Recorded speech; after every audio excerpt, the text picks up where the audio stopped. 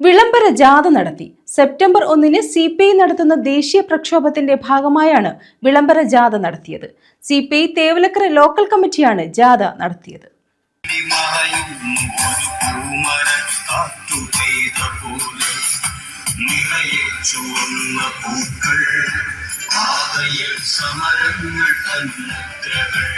ബദ്ലവ് സരൂരി ഹേ എന്ന മുദ്രാവാക്യമുയർത്തിക്കൊണ്ട് സെപ്റ്റംബർ 1 ഡൽഹി രാംലീല മൈതാനത്ത് CPI സംഘടിപ്പിക്കുന്ന ദേശീയ പ്രക്ഷോഭത്തിന്റെ ഭാഗമായാണ് വിളംബര ജാഥ നടത്തിയത്.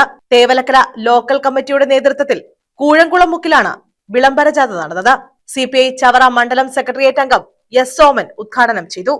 അതുകൊണ്ട് ഏത് എതിർപ്പുകളെയും ഏത് ഭരണവർഗത്തിന്റെ ഏത് വിലങ്ങുകളെയും തകർത്തുകൊണ്ട് തന്നെ കമ്മ്യൂണിസ്റ്റ് പാർട്ടി ആ സമരം, ഐതിഹാസികമായ ആ സമരം പൂർവാധികം ഭംഗിയോടുകൂടി നടത്താൻ തീരുമാനിച്ചിരിക്കുകയാണ്. നമ്മുടെ ഈ ചവറ മണ്ഡലത്തിൽ നിന്ന് പോലും 15 സഖാക്കൾ പങ്കെടുക്കുന്നതിന് വേണ്ടി പണമടച്ചതാണ്. അവർ യാത്രയ്ക്ക് വേണ്ടി സമരരംഗത്തേക്ക് പോകുന്നതിന് വേണ്ടി ഒരുക്കങ്ങൾ ആരംഭിച്ചതാണ്. ഇന്ത്യൻ റെയിൽവേയും അത് ഭരിക്കുന്നവരും കേന്ദ്ര ഗവൺമെന്റും ധരിക്കുന്നത് ഇങ്ങനെയൊക്കെയുള്ള മണ്ഡലങ്ങളിൽ നിന്നും എത്തുന്ന, ലോക്കലുകളിൽ നിന്നും എത്തുന്ന സഖാക്കളൊന്നും അവിടെ എത്തില്ല എന്നാണ് അവർ കരുതുന്നത്. എന്നാൽ പ്രത്യേക വാഹനങ്ങൾ വിളിച്ച് ഈ സഖാക്കളെല്ലാം 1-ാം തീയതി അവിടെ എത്താൻ തന്നെ തീരുമാനിച്ചിട്ടുണ്ട്.